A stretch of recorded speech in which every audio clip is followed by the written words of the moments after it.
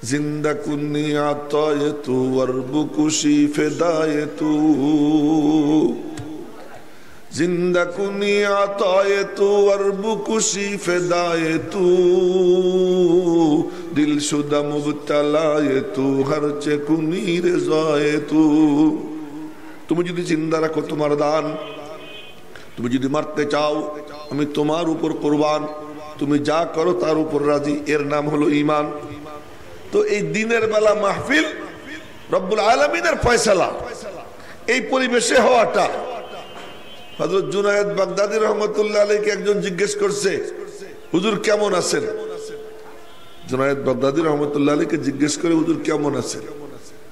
খুব লক্ষ্য করে শুনেন কথা। উনি বলেন, না রে বেটা, তার কথা কি জিজ্ঞেস? আসমান জমিনের সবকিছু যার মর্জি মোতাবেক চলে, সে আবার কেমন থাকবে? এখন একজন বলে যে, হুজুর আপনি কি আল্লাহ হয়ে গেছেন? আসমান জমিনের সবকিছু আপনার মর্জি মোতাবেক চলে, আপনি কি আল্লাহ? কারে আহম্মক, আমি কেন আল্লাহ হব? কথা এটা কি বললেন? আমার কোনো মর্জি নাই, মালিকের যা মর্জি আমারও তাই মর্জি। তো যখন কেউ আল্লাহ পাকের মর্জির মধ্যে নিজেকে ঢুকাইয়া দেয় যে রব্বুল আলামিনের যা মর্জি আমারও সেই মর্জি, তার কোনো পেরেশানি নেই। এই বাজানরা মোবাইল কেউ দেখেন না, যে মোবাইল টিপা টিভিটা বাদ, এগুলো কেউ করেন না। এদিকে চেয়ে দেখেন। আমি তো আর কানে হাত দিয়ে সুর শোনাবার পারবো না, দুই চারটা কথা বলবো, একটু মনোযোগ দিয়ে শুনি। তো বলতেছিলাম যে মালিকের যা মর্জি আমারও তাই মর্জি। হযরত শাহে দৌলা নাম শুনছেন, বড় বুজুর্গ। তো নদী ভাঙ্গন শুরু হয়েছে, সবাই এসে ধরছে, হুজুর চলেন একটু দোয়া করে দেন যেন নদী ভাঙ্গন বন্ধ হয়ে যায়। চল। তো গিয়ে এরপরে কোদাল নিয়ে, নদী ভাঙতেছে, কোদাল আনতেন। কোদাল দিয়ে কি করবেন? কি করবো পরে দেখবি, আগে কোদাল আয়। কোদাল লাইনে ওই নদী যেখান দিয়ে ভাঙতেছে ওখানে কোপ দিছে। এটা কি করেন? আল্লাহ যা চায় আমিও তাই চাই। কথা কি বুঝতেছেন আপনার? আল্লাহ যা চায় আমিও কি তাই চাই। ওই যে কোপ দিছে, মালিকের যা মর্জি, যেধার মাওলা ওদার শাহে দৌলা, আল্লাহ যেদিক শাহে দৌলাও সেই দিক। এই কথা বলে কোপ দিছে, সাথে সাথে নদী ভাঙন বন্ধ হয়ে গেছে। বলার মাকসাদ যে আজকে এখানে দিনে মাহফিল হওয়াটা, এই পরিবেশে হওয়াটা, এটা মর্জি কার? আরো ধরে বলেন না, কার মর্জি? আল্লাহর মর্জির উপর যদি আমি সন্তুষ্ট থাকতে না জানি, আমি কিসের মুমিন? হ্যাঁ, মন যদি একটু খারাপ লাগে থাকে সুফা মাদ্রাসার পরিচালনার সাথে জড়িত উলামা একরামের, আমি মনে করব চরমভাবে এটা ব্যর্থতা। মালিকের মর্জি এই। সুতরাং সবাই মিলে আমরা ওনাদেরকে সাথে নিয়ে একসাথে এই সময় হওয়াটাই যুক্তিযুক্ত, এইটাই কল্যাণকর, এইটাই খায়ের। এই মনোভাব নিয়ে ভিতরে বাহিরে যারা আছি সবাই আল্লাহ শুকর আদায় করি, আলহামদুলিল্লাহ। আরো জোরে কোন আলহামদুলিল্লাহ। মর্জি কার? আল্লাহর মর্জির মধ্যে নিজের মর্জিকে ফানা করতে রাজি আছি তো ইনশাআল্লাহ। আল্লাহ পাক সকলে তৌফিক দান করেন না। আইয়ুব আলাইহিস সালাম রে আল্লাহ 18 বছর কিড়ায় ফেলাই রাখছে। কয় বছর? 18 বছর পরে কিড়া গিয়ে একটা জিহ্বায় পড়ছে। ঘটনা অনেক লম্বা, অত লম্বা বলবো না, সংক্ষেপ বলতেছি। জিহ্বায় পড়ছে, জিহ্বায় পড়ার পরে ডাক দিছে আল্লাহ, কিরে আইয়ুব, এই শুধু জিহ্বাটারে বাঁচাও, আমার তো আর কিছু নাই, এর মধ্যে দিয়েও তোমার নামটা নিতাম, মজায় ছিলাম। জিহ্বায় যখন পড়ছে, এখন আমি তোমার নাম কেমনে নিব? শুধু জিহ্বাটা বাঁচাও। আল্লাহর খুব মায়া লাগছে। তো রব্বুল আলামিন বললেন, যা ওই যে ইসের মধ্যে ওই পাথরে বাড়ি মার। পাথরে বাড়ি মারছে, ঝর্ণা চালু হয়েছে, গোসল কর। লুঙ্গি তো একখানার তো লুঙ্গি নাই। আল্লাহ পাক বললেন, আরে আমি তো দেখবো, তুমি লুঙ্গি পরলেও দেখি, না পরলেও দেখি। ল্যাংটা হয়ে গোসল করো। তো ল্যাংটা হয়ে গোসল করছেন, সহিহ হাদিস। বাইনামা আইয়ুব ইয়াগতাসিলু উরিয়ানা, আইয়ুব আলাইহিস সালাম ল্যাংটা হয়ে গোসল করতেছেন। গোসল করছেন, গোসল টোসল করে গা গতর পানি পুরি ঝাড়ছেন, ঝাইড়া কেবল লুঙ্গি পরছেন, আসমান থেকে লম্বা লম্বা স্বর্ণের টুকরা পড়তে আরম্ভ হয়েছে। জোরে কন্যা আল্লাহু আকবার। আপনাদেরও মন খারাপ দিনের বেলা হওয়ার কারণে, তাই না? তো লম্বা লম্বা স্বর্ণের টুকরা পড়তে আরম্ভ হয়েছে, ওটা টুকাইতে শুরু করছেন। টুকাইতে টুকাইতে কোরস ভরে গেছে। কোরস তো ছিলেন আপনারা, কোরস কোরস ভরে গেছে। এখন গাড়ে রাখে, মাথায় রাখে, পড়ে যায় আবার টুকায়, পড়ে যায় আবার টুকায়। আল্লাহ পাক ডাক দিচ্ছেন, ইয়া আইয়ুব, জি মালিক, আলাম আগনাই তুকা, তোর পেট ভরে না? তোর পেট ভরে না? পড়ে যায় আবার টুকাইস। আইয়ুব আলাইহিস সালাম বলে, মালিক একদিন যে কিড়ায় ফেলাই রাখছিলা, কিছু কইছিলাম নি? আমি বলছিলাম যে কেন কিড়ে দিলা? না, একদিন যখন কিড়ায় ফেলাই রাখছিলা তখনও খুশি ছিলাম। আজকে তোমার পক্ষ থেকে বরকত নাজিল হইতেছে, একটাও বাদ দিব না। যত টুকরা পড়বে অত টুকরাই টুকাবো। জিন্দা কুনিয়া তয়ে তু অরবু খুশি ফেদায়ে তু, জিন্দা কুনিয়া তয়ে তু অরবু খুশি ফেদায়ে তু, দিল শুদা মুবতালায়ে তু হরচে কুনি রেজায়ে তু। তুমি যদি জিন্দা রাখো তোমার দান, তুমি যদি মারতে চাও আমি তোমার উপর কোরবান, তুমি যদি মাহফিল রাতে করাও তাতেও আমি খুশি, তুমি যদি মাহফিল দিনে করাও তাতেও আমি খুশি, তুমি যদি একদিন করাও তাও খুশি, 2 দিন করাও তাও খুশি। মর্জি কার? আরো ধরে বলুন না, মর্জি কার? এ কাইট হয়ে কেউ না বসে সোজা হয়ে বস। ওই যে একজন হাত একখান ভর দিয়া কাইট হয়ে বসে, কাইট হয়ে না, সব সোজা হয়ে সুন্দর করে বসে। হ্যাঁ, আমি কিছুই দিব না, দিবেন তো আল্লাহ। না, আমি আপনাদের সামনে মাদ্রাসার নাম দেখলাম, সুফা বালক বালিকা মাদ্রাসা। নাম দেখি আমি আগে হ্যান্ডবিল ট্যান্ডবিল দেখিনি তো, এখানে এসে প্রথম দেখলাম সুফা নাম দেখলাম। সুফা নাম দেখেই মনে মনে করলাম মৌলানারা সাংঘাতিক কঠিন কাজ করে ফেলেছে। হ্যাঁ, খুব কঠিন কাজ। মোবাইলের সাউন্ড অফ করেন, মোবাইল বাজবে না কারো, বন্ধ করতে হবে মোবাইল। বহুত কঠিন নাম। 2টা গাধা ছিল, গাধা। এই গাধা 2টা শিয়া পালতো। ওই শিয়া এক গাধার নাম রাখছে আবু বকর, আর এক গাধার নাম রাখছে ওমর। তো ওই গাধার কাছে গেছে, যাওয়ার পরে এক গাধায় লাথি মারছে, লাথি মারছে ওই গাধার মালিক রে, ও গুড়ার ডিম জায়গায় মরে গেছে। ইমামে আজম আবু হানিফা রহমতুল্লাহ আলাইহির কাছে সংবাদ গেছে যে গাধা পালতো শিয়া আর গাধার লাথিতে মরে গেছে। ইমামে আজম আবু হানিফা বলেন, খোঁজ নিয়ে দেখো, যে গাধার নাম ওমর রাখছে ওই গাধায় লাথি মারছে। পরে খোঁজ নিয়ে দেখে সত্যি সত্যি যে গাধার নাম ওমর রাখছে ওই গাধাতেই লাথি মারছে। কেন? নাম রাখছে ওমরের। ওমর তো ইসলামের দুশ্মন গো সাথে এমনি গল্প করতো না, হয় থাপ্পড় দিত, নইলে তরবারি দিয়ে কোপ দিত, নইলে লাথি দিত। ইয়া মকুনবা পিলে বানা দোস্তি, ইয়া বেনা কুন খানা এদর খুরদে পিল, ইয়া মরৌবা ইয়ারে আজরক पैरहन, ইয়া বুকুশবর খানো মালং গুস্তে নীল। আরে নাম রাখতে সময় চিন্তা করো, কোন সিমটম তুমি চাও, কোন আওসাফ তুমি চাও, কি গুণ তুমি চাও। এক মাহফিল, খালি এমনি গল্প মনে পড়তেছে, কি করব। এক মাহফিল বয়ান করতেছিলেন হযরত আতাউল্লাহ শাহ বুখারী। আতাউল্লাহ শাহ বুখারীর বয়ান কেমন ছিল? এই কেউ নড়েন না, নড়েন না, স্থির হয়ে থাকে। দেখেন না, আমিও ফ্যান বন্ধ করে দিছি, আপনাদেরও ফ্যান নাই, আমারও ফ্যান নাই, সব সমান হয়ে গেছি, খালি একটু উপরে বসতে হয় তাই বসছি। আমি আপনাদের সাথে একাকার হয়ে গেছি। হযরত আতাউল্লাহ শাহ বুখারী রহমাতুল্লাহ আলাইহি সৈয়দ খানদানের সদস্য। আল্লাহ পাক উনাকে এত আকর্ষণীয় বানাইছিলেন, তেলাওয়াত এত সুন্দর ছিল সুবহানাল্লাহ, যে একবার এক জনসভায় লাহোরে জনসভা শুরু হবে, এর মধ্যে বৃষ্টি শুরু হয়েছে, মুষলধারে বৃষ্টি। এখন তো জনসভা ভাঙ্গে যায়, সবাই মাইক দিয়ে দিছে, শাহ সাহেব কোরআন শরীফ পড়ে। শাহ সাহেব তেলাওয়াত শুরু করছে, হাঁটু সমান পানি হয়ে গেছে, মাঠ থেকে মানুষ একটাও যায় নাই, এমন আকর্ষণীয়। বয়ান করছেন এক মজলিসে, মজলিসের সভাপতি কাদিয়ানি, বক্তাও কাদিয়ানি, শ্রোতাও সব কাদিয়ানি। কাদিয়ানি চেনেন নি আপনারা? চেনেন? আর ব্যাখ্যা করলাম না। কাদিয়ানি মানে যেই মির্জা, যে মির্জা করতো কি যে মির্জা ওই যে মহিলাদেরকে দেখলে লুঙ্গি দিয়ে মাথা ডাকতো, ওই কাদিয়ানি। কাজে শরম লাগে, শরম লাগে করে মাথা ডাকতো, ওদিকে সদরঘাট সব বের করে দিত। এরকম খবিস ছিল এটা, ওই কাদিয়ানি। তো সভাপতিও কাদিয়ানি। আমার নিজে বলছিল আমি যদি মিথ্যা নবী হই তাহলে যেন পায়খানায় পড়ে মরি, আল্লাহ ওরে পায়খানায় ফেলে মারছে, পায়খানায় ফেলে মারছে। তো সভাপতি কাদিয়ানি, বক্তা কাদিয়ানি, শ্রোতাও কাদিয়ানি।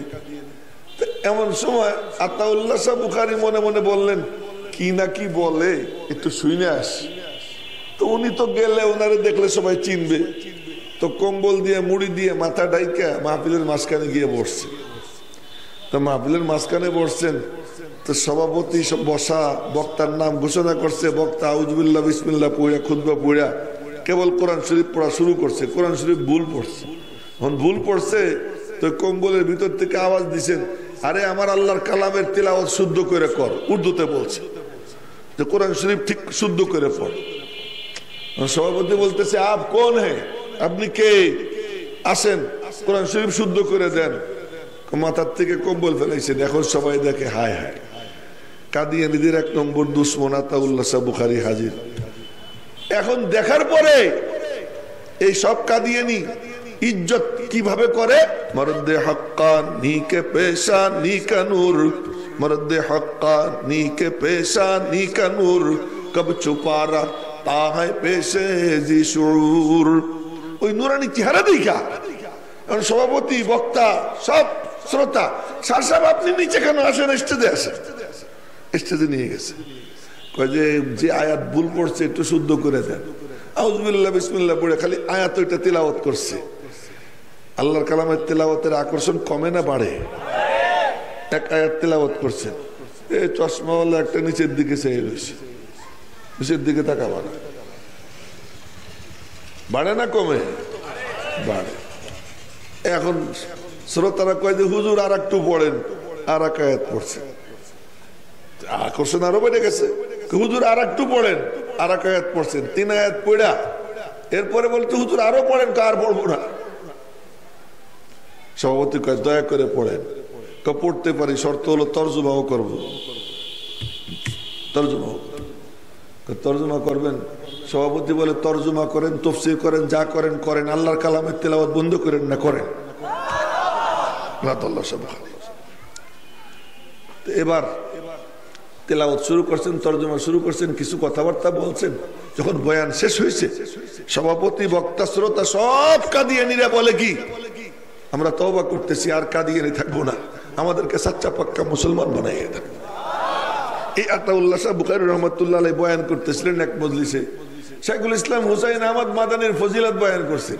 এক লোক দাঁড়িয়ে কয়, হযরত মাইনে আপনি লড়কে কা নাম হুসাইন আহমদ রাখ দিয়া, এইটা শোনানোর জন্য এত লম্বা কথা কইতেছি। হুজুর এত বড় বুজুর্গ, তা আমি আমার ছেলের নাম হুসাইন আহমদ রাখলাম, হুসাইন আহমদ মাদানী।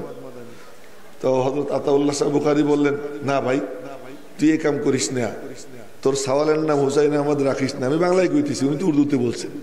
খবরদার, तुम अपने लड़के का नाम हुसैन अहमद न रखो। अगर हुसैन अहमद रखोगे तो फाका बर्दाश्त करना पड़ेगा, मुसीबतें झीलनी पड़ेगी, मुशक्कतें उठानी पड़ेगी, जेल में जाना पड़ेगा, ईट सरहने में देकर सोना पड़ेगा, इत्यादि इत्यादि बोलतेছেন। যে যদি হুসাইন আহমদ নাম রাখিস তাহলে তোর পোলা না খেয়ে থাকতে হবে। হুসাইন আহমদ নাম যদি রাখিস তোর পোলাকে বিভিন্ন বিপদ আপদের মধ্যে দিয়ে দিন কাটাইতে হবে। হুসাইন আহমদ নাম রাখলে জেলে যাইতে হবে। এক কাম কর, তো अपने लड़के का नाम एहतेशामुल हक रख दे। বলতেছে মাহফিলে নিজের ছেলের নামে এহতেশামুল হক রেখে দাও। হযরত আশরাফ আলী থানভী রহমাতুল্লাহ আলাইহির খলিফা, বড় বুজুর্গ ছিলেন। ওই যে মওলানা হামিদুল ইসলাম সাহেব উনার কোর্টে বয়ান করতো, যারা উলামা ইকরাম জানে, কে কালে তাইলে দেখবা পকেটে পয়সা থাকবে, ভালো ভালো খাবার মিলবে। কথাটা কেন বললেন? হুসাইন আহমদ মাদানী ওই রকম, তার নাম রাখলেই হবে। নামের একটা আসর আছে। আমি সুফা নাম দেখিয়া মনে মনে কইতেছি কত বড় সাহস, এই উলামা একরামের সুফা নাম রাখছে। আরে সুফাওয়ালারা কি করতো জানেন? দিন আমাদের পর্যন্ত আসছে কিভাবে? এই মাঝখান থেকে তুই উঠলি কেন? এই আর যেন কেউ না উঠে মাঝখান থেকে, যেটা উঠবে ওটাতে প্যারেক দিয়ে কাড়িয়ে রাখবেন। হ্যাঁ, মাঝখান থেকে কেউ উঠবে না। বললাম আর কি, যাতে আর কেউ না উঠে। ওটা পিচ্ছি মানুষ, ও বুঝছে কি বুঝে নাই আল্লাহ জানে, এমনি উঠে গেছে, ওর কোনো দোষ না, বাকি আর কেউ উঠেন না। সুফা নাম রাখছে। সুফা কারা? কারো দুইটা কাপড় ছিল না, একটা কাপড় ছিল, হয় কম্বল নইলে লুঙ্গি। কেবলমাত্র লুঙ্গি ছিল, স্বাভাবিক পোশাক ছিল একটা চাদর একটা লুঙ্গি, সেলাই ছাড়া সাহাবা ইকরামের পোশাক। কিন্তু যারা সুফাওয়ালা, এই সুফাওয়ালাদের মাত্র একটা কাপড় থাকতো, কম্বল। ওই কম্বল কি করতেন? গলায় পেঁচাইতেন, গলার থেকে হাঁটুর নিচ পর্যন্ত আসতো। এরপরে কাটা দিয়া, খেজুরের কাটা দিয়া বোতাম লাগাইতেন। এবং বুখারী শরীফের হাদিস, খেজুরের কাটা দিয়ে বোতাম লাগাইয়া উনরা নামাজ পড়তেন। তো নামাজ যখন পড়তেন, জিবরাইল আইসা নবীজিরে বলে, মহিলাদেরকে বললেন সিজদার থেকে মাথা পরে উঠাইতে। আমি হাদিস শুনাইতেছি, কোনো গাল গল্প না। তো নবীজি সালাম ফিরে বলতেছেন, হে রমণীরা, লা তারফানা রুউসাকুন্না হাত্তা ইয়াস্তাবিয়ার রিজালু জুলুসা। তোমরা মাথা উঠাবা না যতক্ষণ পর্যন্ত না পুরুষরা সোজা হয়ে বসে যায়। কেন?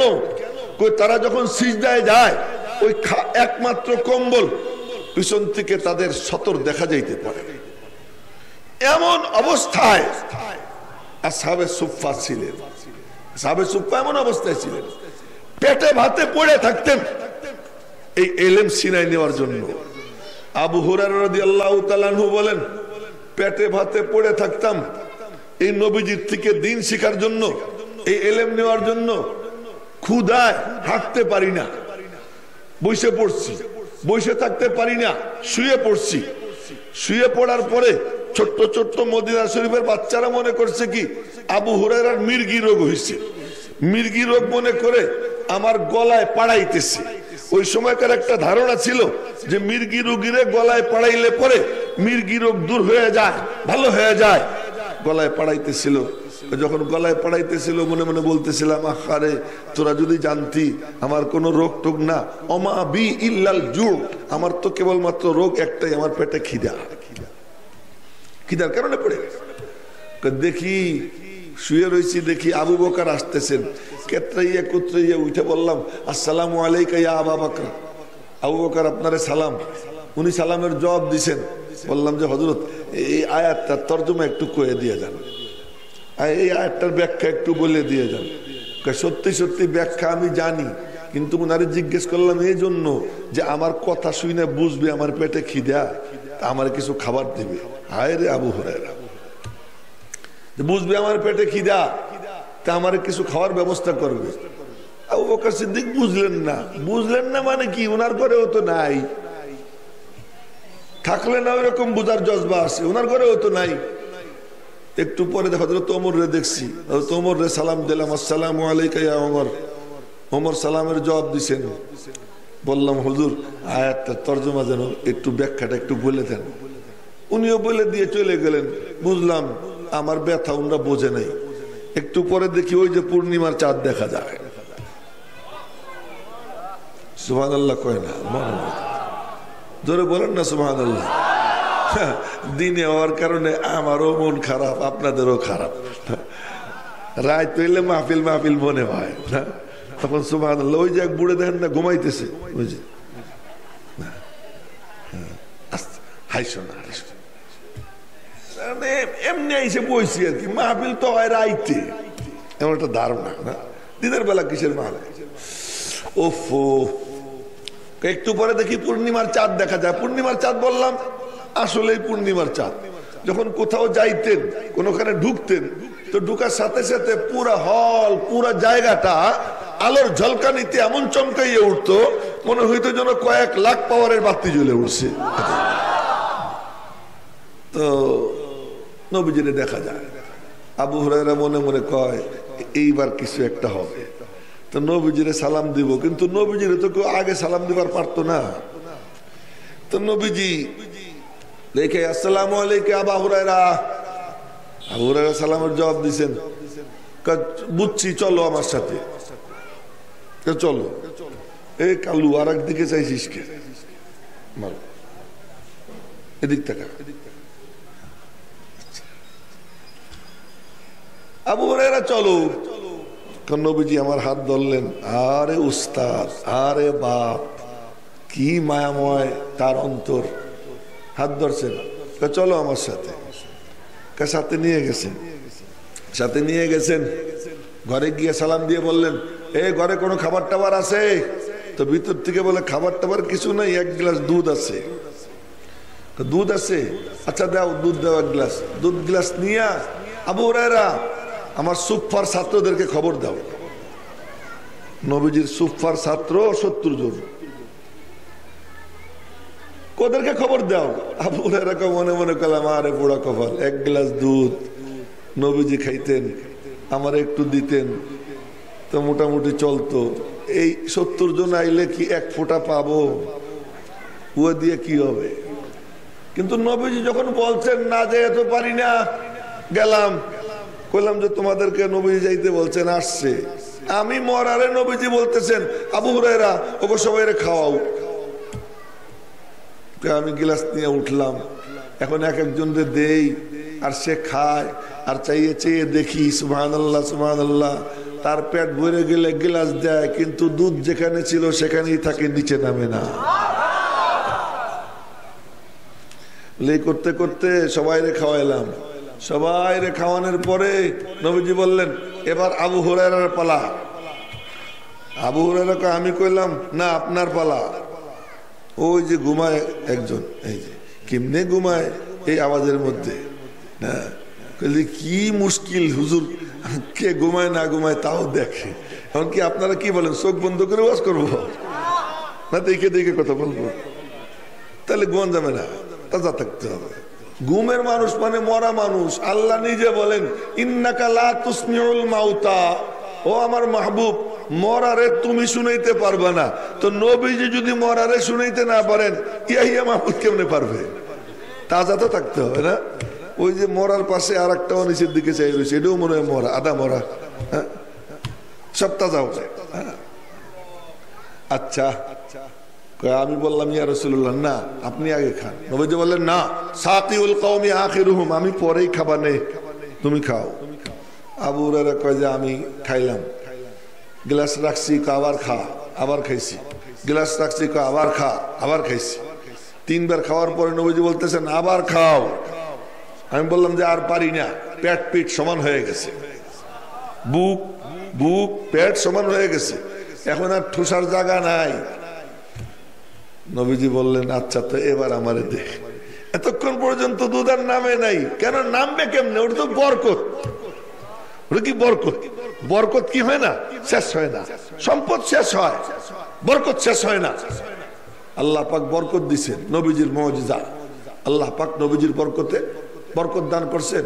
খাইতেছে, কি পরিমাণ বরকত হইতো যদি 70 জন, কেন 70 লাখও যদি হইতো, আল্লাহর কসম 70 লাখও যদি হইতো, ওই 70 লাখ খাওয়ার পরেও ওই দুধের গ্লাসে দুধ যেখানে ছিল নিচে নামতো না। কেন? এটা কি বরকত। তাই বলতেছিলাম, এলো সুফা, ইয়া মকুন বা পিলে বানা দোস্তি, ইয়া বেনা কুন খানা হেদর খুরদে পিল, ইয়া মারৌবা ইয়ারে আজরাক পেরাহান, ইয়া বুকুশবর খানো মালঙ্গুস্তে নীল। তবে আজ এই জামানায় সুফা নাম রাখলে ওই পরীক্ষা আল্লাহ ফেলবেন না, তবে বরকত দান করে দিবেন। এই পরীক্ষার উপযুক্ত আমরা না, তাহলে কেউ টিকতো না, কিন্তু ওই বরকত আল্লাহ দিয়ে দিলেন। বদ্রী নাম রাখে 300 দিনের জন্য, বদ্রীদের কোরবানি দেওয়ার সামর্থ্য কার আছে? সুফার কোরবানি দেওয়ার সামর্থ্য কার আছে? নাই। তবে সুফার যে বরকত, ওই বরকত পাওয়ার জন্যই আমার মনে হয় উলামা একরাম সুফা নাম রাখছেন। আল্লাহ পাক এই নামকে কবুল করুক এবং বরকত নসিব করে দেখ। 1 নম্বর কথা শেষ, 2 নম্বর কথা বলতেছি। ক্রেস্ট দিলাম 4টা, এই লক্ষ্য করেন, ক্রেস্ট দিলাম 4টা, 4 জনের, তার মধ্যে 2টা ছেলে উপস্থিত, 2টা ছেলের অভিভাবক তাদের পক্ষ থেকে নিচে ক্রেস্ট। এই নিচের দিকে কি করো, মোবাইল পকেটে রাখো, 2 কাম একসাথে চলে না। এখানে যখন বসছো মজলিসের আদব রক্ষা করবা। আমি চোখ বন্ধ করে কথা কই না, মজলিস যে নষ্ট করবে তার মজলিসে থাকার দরকার নাই, কথা বুঝলা? এই মজলিস অত্যন্ত দামি মজলিস। 4টা ছেলেকে ক্রেস্ট দিলাম, 2 জন উপস্থিত, 2 জনের অভিভাবক নিয়েছে।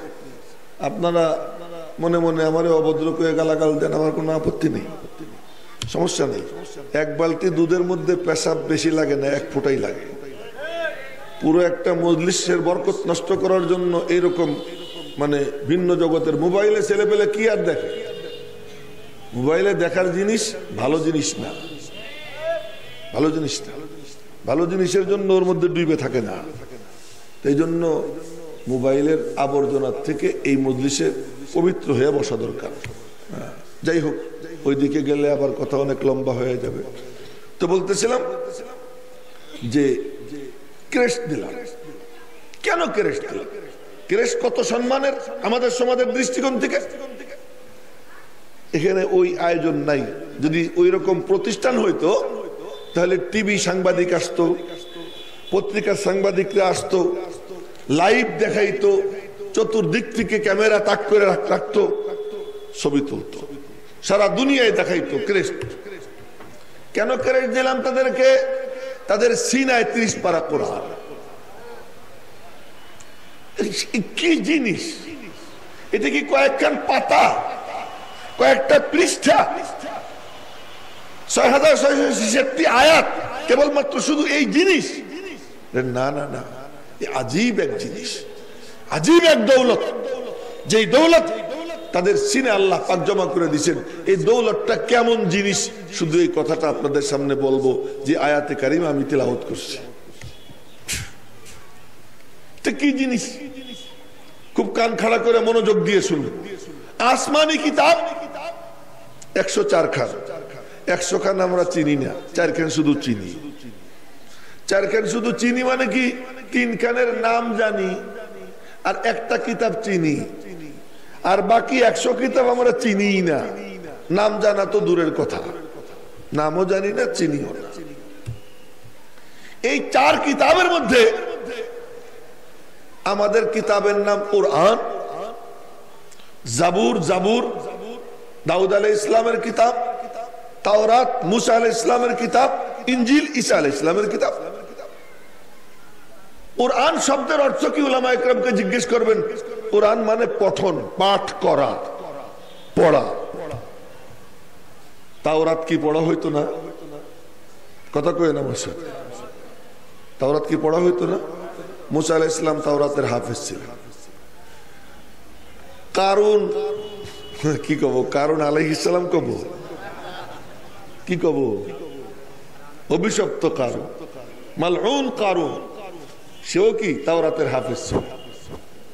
আর একজন তাওরাতের হাফেজ ছিল, 3 জন হাফেজ ছিল তাওরাতে জানা মতে। তাওরাতকে কোরআন বলা হয় না। জাবুর দাউদ আলাইহিস সালাম পড়তেন, হায়রে পড়া পড়তেন, এমন পড়া পড়তেন, ঐতিহাসিক পড়া যা আর কেউ পড়তে পারে নাই। উনি পাহাড়ে বসে পড়তেন, তো উনি পড়তে সময় ঝুলতেন, তো পাহাড়ে ওনার সঙ্গে ঝুলতো, পাহাড় ঝুলতো। শুধু পাহাড় ঝুলতো তাই না, উড়ন্ত পাখি উড়া বন্ধ করে নিচে নামতো। সুবহানাল্লাহ। আগামীকাল নাস্তা রাস্তা খাইয়ে কোয়েন আপনার রাইতে কোয়েন, যেহেতু দিনের বেলা মাহফিল, তো দিনে তো আর সুবহানাল্লাহ কওয়া যায় না। উড়ন্ত পাখি উড়া বন্ধ করে নিচে নাইমা কান খাড়া করে শুনতো ওনার তেলাওয়াত। নদীর মাছ, সমুদ্রের মাছ কিনারে আইসা মাথা উঁচু করে কান খাড়া করে শুনতো। কেমন পড়ার পড়া! ওনার সুর এতটা স্বীকৃত যে সাহাবা একরামের মধ্যে আবু মুসা আশআরী রাদিয়াল্লাহু তাআলা আনহু যখন কোরআনে কারীমের তিলাওয়াত করছেন, নবীজি শুনছেন, রাতের বেলায় তাহাজ্জুদে উনি পড়তেছিলেন, তো হযরত আবু মুসা আশআরীকে নবীজি বললেন, লাকাদ উতিতা মিজমারান মিন মাজামিরি আলি দাউদ। আবু মুসা, তোরে তো দাউদ আলাইহিস সালামের যে সঙ্গীত, সেই সঙ্গীতের কিছু অংশ আল্লাহ তোরেও দান করে দিয়েছে। এমন সুর ছিল কি হযরত মানে দাউদ আলাইহিস সালাম। কিয়ামতের দিন আল্লাহ পাক নবীজি থাকবেন প্রধান অতিথি, আল্লাহ পাক থাকবেন সভাপতি, বিশেষ অতিথি হযরত দাউদ আলাইহিস সালাম, আর অতিথি এই হাফেজরা। সুবহানাল্লাহ কয় না ভালো করে? অতিথি থাকবে হাফেজরা, হাফেজে কোরআন, যাদের সিনায় হাত, যারা হাফেজ, হাফেজ যে কুল হু আল্লাহর হাফেজ, সেও থাকবে। সুবহানাল্লাহ ভালো করে কয় না? কেউ বাদ যাবে না, যারা নামাজ পড়ে, কোরআনে কারীমের তিলাওয়াত করে, কোরআন শরীফ কিছু মুখস্থ, তারা বাদ যাবে না, সবাই থাকবে। তো আল্লাহ পাক রব্বুল আলামিন, পড়তে থাক, তোরা পড়তে থাকবে, পড়তে থাকবে, পড়তে থাকবে। আল্লাহ পাক বলবেন, আচ্ছা বিশেষ অতিথি দাউদ তুমি পড়ো। দাউদ আলাইহিস সালাম পড়বে। দাউদ আলাইহিস সালাম পড়ার পরে আল্লাহ পাক বলবেন, প্রধান অতিথি আমার দোস্ত, আমার হাবিব, তুমি পড়ো। নবীজি তেলাওয়াত, নবীজি তেলাওয়াত করবেন সূরা ইয়াসিন। নবীজি তেলাওয়াত করুন কি? সূরা ইয়াসিন। নবীজি তেলাওয়াতের পরে, তেলাওয়াতের সময় হাল কি হবে ওইসব বলার টাইম নেই, টাইম শেষ, আর মাত্র 5 মিনিট আছে। সূরা ইয়াসিন নবীজি তেলাওয়াতের পরে আল্লাহ পাক বলবেন, তো এবার আমি তেলাওয়াত করব। আল্লাহ পাক তেলাওয়াত, সূরা রহমানের তেলাওয়াত করবেন আল্লাহ তাআলা। তো আল্লাহ পাক যখন তেলাওয়াত করবেন, কি যে সুর, সুবহানাল্লাহ সুবহানাল্লাহ, আল্লাহ পাক তেলাওয়াত করবেন। তো ওই তেলাওয়াতের আসর হবে। তো বলতেছিলাম যে এই দাউদ আলাইহিস সালাম এত চমৎকার পড়তেন। জাবুরকে কোরআন বলা হয় না। ঈসা আলাইহিস সালাম, বাপরে বাপ, এমন পড়া দুনিয়াতে কেউ পড়তে পারছে যে পড়া উনি পড়ছেন না। ওনার কাহিনী বলবো না, শেষটুক বলতেছি।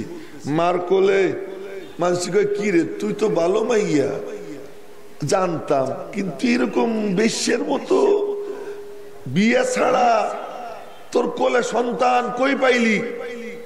আমি রোজা রাখছি, কথা কইস না। আমি রোজা রাখছি, কথা বলা যাবে না। কেউ যদি মদের আড্ডায় বসে থাকে আর তার সাথে কেউ কথা কইতে যায়, সেও যদি বলে আমি জিকির করতেছি, চুপ। এটার যেমন অবস্থা, এর তো তেমন অবস্থা।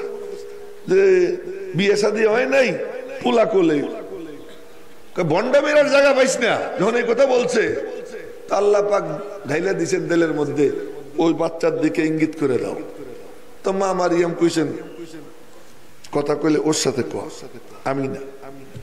এই বাচ্চার সাথে কথা বলা যায়, কোলের বাচ্চা, দুধের বাচ্চা, যদি বলতে পারে কোলের বাচ্চা, দুধের বাচ্চা, আল্লাহ পাক সিনার মধ্যে ইঞ্জিল শরীফ ফেলে দিয়েছেন। সুবহানাল্লাহ। 5-6 জনে কইছে, বাকিরা মনে করে ভুল হয়ে যাবে। সুবহানাল্লাহ কইল, জোরে বলেন সবাই সুবহানাল্লাহ। ইঞ্জিল শরীফ সিনা হুজুররা গুতে না দিলে কয় না, নিজের থেকে কইলে কি কোনো সমস্যা আছে নাকি? তো ইঞ্জিল শরীফ ঢাইলে দিছেন, কোলের মধ্যে গ্যাগরানি দিয়ে বলে, কি আমারে চিনিস, আমি কে?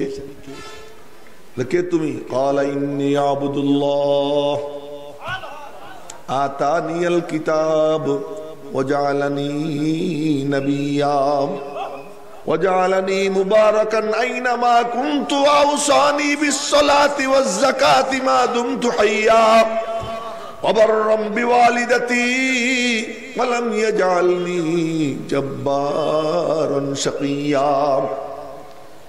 এই যে তেলাওয়াত শুরু করছেন কোলের থেকে, কেমন আজীব তেলাওয়াত, কেমন আজীব পড়া। ইঞ্জিল কেউ কোরআন বলে না, কিন্তু আমাদের কিতাব, এর নাম কোরআন। এর কারণ কি? শুধু এইটা বইলে কথা শেষ করব। এর কারণ কি দেখেন, কোরআন কেমনে আসছে, কোরআন আসার সিস্টেমটা কি দেখেন। আইলসে কতগুলো জমছে, হাই তুলে, হাই তোলার সময় মুখে হাত দিতে হয়, নাহলে শয়তানে গালে পেশাব করে। হ্যাঁ, ঠিক কওয়া লাগবে না, এটা তো হাদিস কইতেছি, আপনারা ঠিক না কইলেও ঠিক। কেউ যদি হা করে, হাই তুলে আর মুখে হাত না দেয়, তো নবীজি দেখছেন যে শয়তান দাঁতের উপরে দাঁড়াইয়া ল্যাংটা হইয়া পেশাব করে। কে কার কার মনে চায় যে শয়তান আমার মুখ পেশাব করে ভরে দেখ, সে হাই তুলতে সময় হাত দিয়েন না। আর যার মনে চায় যে শয়তান আমার গালে পেশাব না করুক, তিনি হাত দিয়েন। তো কে কে দিবেন ইনশাআল্লাহ হাই তুলতে সময় হাত দিবেন তো ইনশাআল্লাহ? যাক, একটা আমল নিয়ে যান, আল্লাহ কবুল করুক। নামান হাত নামান। তো আমার নবীজি বসে আছেন, কোরআন কেমনে আসতো দেখেন। আমার নবীজি বসে আছেন, জিবরাইল এসে পাশে দাঁড়াই গেছে। জিবরাইল পাশে দাঁড়াই গেছে, তার আসল অবস্থা নিয়ে, ফেরেশতা সুলভ সিমটম নিয়ে জিবরাইল পাশে এসে গেছে। আর নবীজির চেহারার থেকে রক্ত সরে যেত, চেহারায় রক্ত হতো এবং নবীজি তখন বিপদগ্রস্ত হয়ে যেতেন, অন্য জগতে চলে যেতেন। নবীজির ভিতর থেকে আওয়াজ বের হইতো, গত গত গত, এমন আওয়াজ শোনা যেত। আর ওই সময় আল্লাহ পাক নিজে তিলাওয়াত করতে থাকতেন।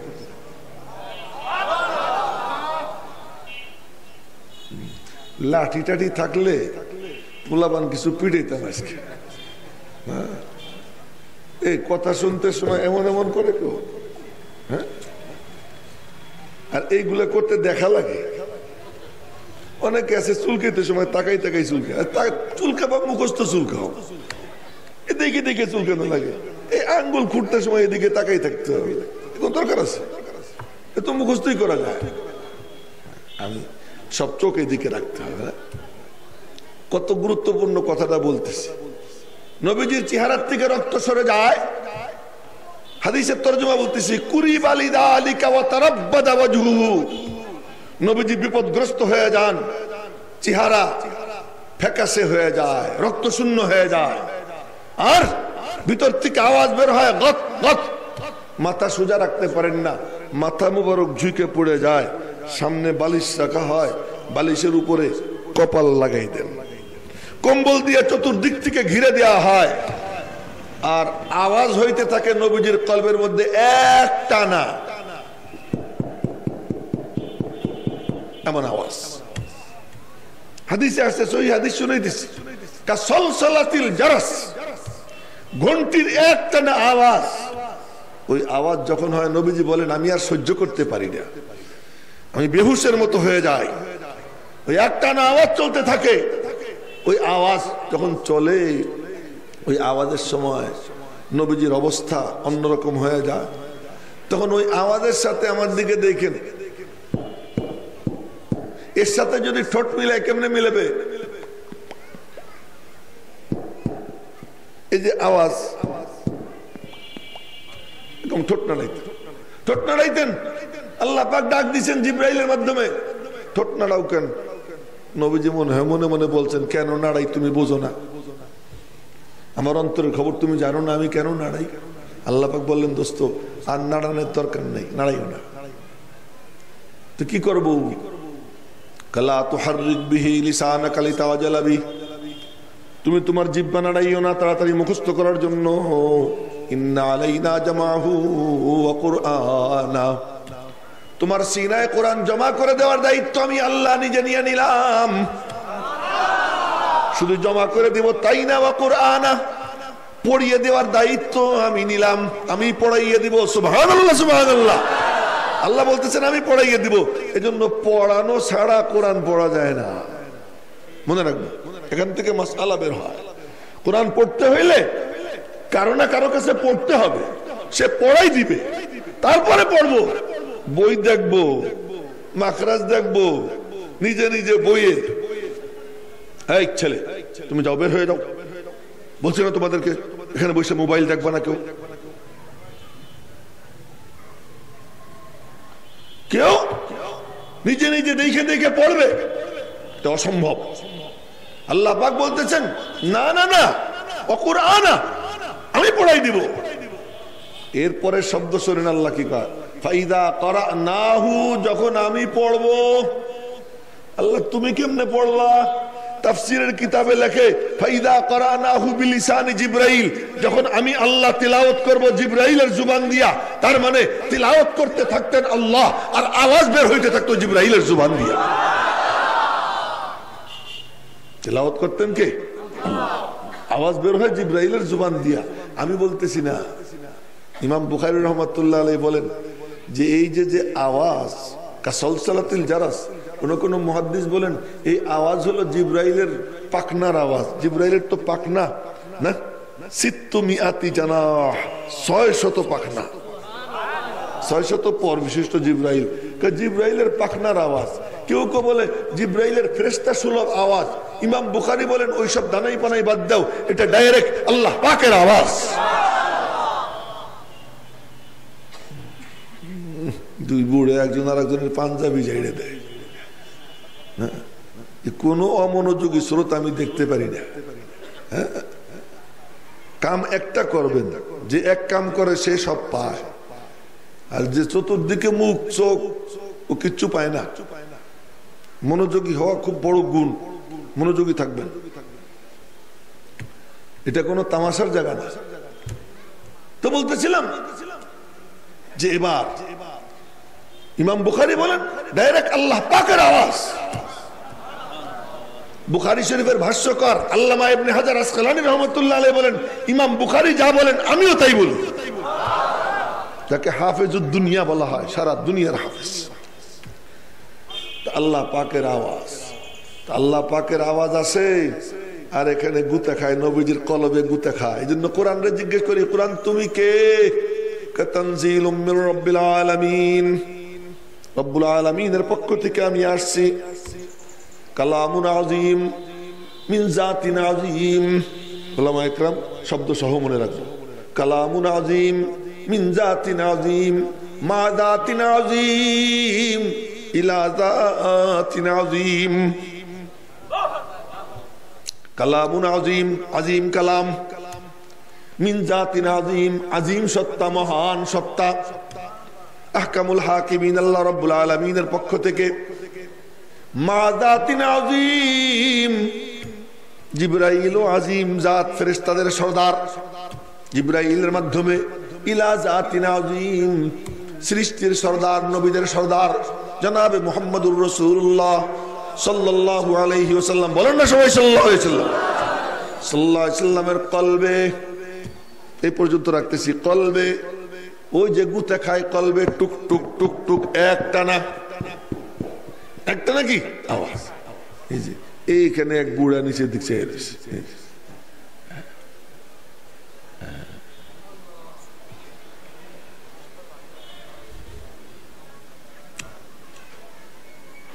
একটা না আওয়াজ কলবের মধ্যে পড়তেছে। কালামুন আযীম মিন জাতিন আযীম, মা জাতিন আযীম ইলা জাতিন আযীম। কুরআনে কারীমের আয়াত। তানজিলুম মির রাব্বিল আলামিন, নাযালা বিহির রূহুল আমিন আলা কলবিকা, আলা কলবিকা কালামুন আযীম ইন্নাহু লাকুরআনুন কারীম। কুরআনে কারীম বাল হুয়া কুরআনুম মাজিদ। এক দুই জায়গায় না, বহু জায়গায় আল্লাহ পাক বলেন কুরআনে কারীম, কুরআনে আযীম, কুরআনে মাজিদ। বহুত বহুত কোন শব্দ দিয়ে বলবো? আল্লাহ পাকের কালাম। কোথা থেকে? মির রাব্বিল আলামিন, রব্বুল আলামিনের পক্ষ থেকে। কে নিয়ে আইছে? কানাজালা বিহির রূহুল আমিন, রূহুল আমিন এটা নিয়ে আসছে। কোথায় নিয়ে আসছে? কালা কলবিকা, মুহাম্মদুর রাসূলুল্লাহর কলবে সাল্লাল্লাহু আলাইহি সাল্লাম। কার কলবে? নবীজির কলবে। সুবহানাল্লাহ, সুবহানাল্লাহ। ওই যে একটানা গুতায়, ওই গুতার সময় নবীজি ঠোঁট নাড়ায়, জিহ্বা নাড়ায়। আল্লাহ কয় ঠোঁট জিহ্বা নাড়াইও না, তোমার সিনায় আমি জমা করে দিব, আমি তোমারে পড়াইয়া দিব। যখন আমি পড়বো তো আল্লাহ তুমি কেমনে পড়ো? তাফসীরের কিতাবে লেখে বিলিসানি জিবরাইল, জিবরাইলের জুবান দিয়ে আল্লাহ পড়েন, পড়েন আল্লাহ। আওয়াজ বের হয় জিবরাইলের জুবান দিয়া। আমি এর সাদামাটা দৃষ্টান্ত দেই যে এখন যে ওই যে মাইক দিয়ে হরেন দিয়ে আওয়াজ বের হইতেছে, এই আওয়াজ কি হরেনে করে না ইয়াহিয়া মাহমুদ করে? কে করে? আওয়াজ তো সব হরেনের দিয়ে বের হইতেছে, কিন্তু আওয়াজ করতেছে কে? ইয়াহিয়া মাহমুদ। জিবরাইল পাশে দাঁড়াই থাকতেন, হরেনের মতো আওয়াজ করতে থাকতেন আল্লাহ জাল্লা শানুহু আম্মা নাওয়ালহু নিজে, আল্লাহ পাকের। ওই আওয়াজ বের হয়। এখন আপনাদেরকে আর এক জিনিস দেখাই, তাকাই না আমার দিকে। এই যে সুপ্পা মাদ্রাসা লেখা পোস্টার হ্যান্ডবিল, তাই না? এইটা যখন ছাপাখানায় ছাপা মেশিনের মধ্যে ঢুকেছে তো অপারেটর এমন এমন করে, আঙ্গুল চালায়, মুখস্থ আঙ্গুল চালায়, গিয়ে দেখে এসে। আর আওয়াজ হয় কি? খুট খুট খুট খুট খুট খুট, টিক টিক আওয়াজ হয়। আওয়াজ যখন শেষ হয় আপনি আওয়াজ হইতেছে, কাগজ বাইরে দেখা যায় সুপ্পা মাদ্রাসা। আরে এনে করতে এলো, তুমি তো টুকটুক আওয়াজ শুনছো, ওই এক এক টুকটুকে একটা দুইটা করে অক্ষর হয়ে গেছে। কই জিব্রাইল পাশে দাঁড়াই থাকতো আর নবীজির কলবে টুক টুক টুক টুক একটা না ঘন্টির আওয়াজ হইতো। জিব্রাইল যখন সরে যেত, বুখারী শরীফের হাদিস, নবীজি বলেন ফায়াফসিমু আন্নি ওয়াকাদ ওয়াইতু আনহু মা ক্বাল, ওই অবস্থা কেটে যায়, জিব্রাইল সরে যায়, আমি চোখ বন্ধ করে দেখি আমার কলবের মধ্যে কোরআনে কারীম নকশা হয়ে গেছে, কোরআনে কারীম নকশা হয়ে গেছে। এরপর নবীজি সুবহানাল্লাহ, নবীজি জিজ্ঞেস করতেন মনে মনে, মালিক কি করব? আল্লাহ পাক মনে হয় বলতেন কি করবা? গিলে গিলে খাও, কোরআন শরীফ খাও। নবীজি খাইতেন, গিলে গিলে খাইতেন। খাওয়ার পরে কোরআন হজম করতেন। হজম করার পরে এমন হয়েছে নবীজি নিজে একটা কোরআন হয়ে গেছে, যে কোরআন হয়ে গেছে। নূর ভিতরে এমন ভরা ভরছে, ঠোঁট খুললেই সামনের দুই জাতের ফাঁক দিয়ে নূর বের হইত। মিয়ারা বেশি খাইলে কিন্তু পেটের থেকে ওই খাবারের ঘ্রাণ বের হয়। ভিতরে কেউ যদি কোরআন শরীফ বেশি ভরে তখন দেখা যায় কথা কইতে গেলেই কোরআনে কারিমের আয়াত চলে আসে। আমাদের এক বুজুর্গ ছিলেন আব্দুল্লাহ ইবনে শাইখ আব্দুল করিম শাইখে কুড়িয়া, আমাদের এই সিলেটের শাইখুল ইসলাম মাদানী রহমতুল্লাহ খলিফা, বুড়া খুনখুনা বুড়া, 100-র উপরে বয়স পাইছিলেন। এই আল্লাহর বান্দার সাথে কথা কইতাম, কথা কইতে গেলেই দেখি কোরআন শরীফের আয়াত পড়ে। আমি যা বলি উত্তরে উনি কোরআন শরীফের আয়াত কয়, দেখি যে মিলে যায়, দেখি হয়ে যায়, মিলে যায়। তো কোরআন শরীফ সিনায় ভরা, কোরআনের আয়াত বের হয়। নবীজির সিনার মধ্যে শুধু কোরআনে কারিমের শব্দ ছিল না, কোরআনে কারিমের নূর ছিল। এই জন্য যখন ঠোঁট খুলতেন আয়াত তো বের হইতেই হইতো, সাথে সাথে কোরআনের নূরও নবীজির দুই দাঁতের ফাঁক দিয়ে বের হইতে থাকতো। এই কোরআন নবীজি সিনায় নিছেন, কলবে নিছেন। এখন আমি বলি কোরআন কি জিনিস, এখন শুনবেন। কালামুন আযীম মিন জাতিন আযীম মা জাতিন আযীম ইলা জাতিন আযীম লিয়াজআলা মান ইয়াকবালুহু আযীমা। আযীম কালাম, মহান কালাম, সুমহান সত্তার পক্ষ থেকে, সুমহান ফেরেশতার মাধ্যমে সর্বশ্রেষ্ঠ ইনসানের কলবে আল্লাহ পাক দান করছেন, সৃষ্টির সর্দারের কলবে। কেন? লিয়াজআলা মান ইয়াকবালুহু আযীমা, যে এটা কবুল করবে তাকে আল্লাহ পাক মহান বানাইয়া দিবেন। এইজন্য নবীজির জবান দিয়ে কি কোনো ফালতু কথা কর? নবীজি বলতেছেন খাইরুকুম, তোমাদের মধ্যে সেরা সে। কেন ক্রেস্ট আমরা দেই? মাথায় পাগড়ি পেঁচাই, এখন বাঁধতেছে না, হয়তো 5 বছর পরে 50 সালা পাগড়ি, বা 10 বছর পরে 10 সালা দস্তারবন্দি জলসা হবে, তখন তাদের মাথায় পাগড়ি পেঁচানো হবে। কেন? লিয়াজআলা মান ইয়াকবালুহু আযীমা, যার সিনায় কালাম গেছে আল্লাহ পাক তাকে মহান বানাই দিছে, তাকে আযীম বানাই দিছে। চলো আমরা তাকে ইজ্জত দেই, তার মাথায় মর্যাদার পাগড়ি পরাইয়া দেই। এই হলো কালাম। যে এটা কবুল করে সে মহান হয়ে যায়। রমজান মাস আমি মহান মাস, কেন? কোরআন শরীফ পেটের মধ্যে নিছি। লাইলাতুল কদর মহান, বলে কেন? এক রজনীতে আমার পেটের মধ্যে কোরআন শরীফ আইছে না। জিব্রাইল মহান, কেন? কোরআন শরীফ কান্দে নিয়ে ঘুরছি। নবীজি সৃষ্টির সর্দার, উম্মতের সমস্ত নবীদের সর্দার, কেন? কোরআন শরীফ আমি সিনার মধ্যে নিছি। সাহাবা একরাম সমস্ত উম্মতের সেরা, কেন? ডাইরেক্ট কোরআন নবীজির সিনার থেকে আমরা আমাদের সিনায় কবুল করছি। যে যত বেশি কোরআনের সঙ্গে নিজেকে সম্পৃক্ত করে সে তত মহান হয়ে যায়, সে তত মহান হয়ে যায়। মেরে মুহতারাম ভাইও, সুতরাং আমি যদি আমাকে মহান বানাইতে চাই তা আমি যেন আমার নিজেকে এই কালামের সাথে নিজেকে সংশ্লিষ্ট করি, যে নিজেকে সংশ্লিষ্ট করবে আল্লাহ পাক তাকে মহান বানাইয়া দিবে। আল্লাহ পাক এই সুফা মাদ্রাসাকে কবুল করেন।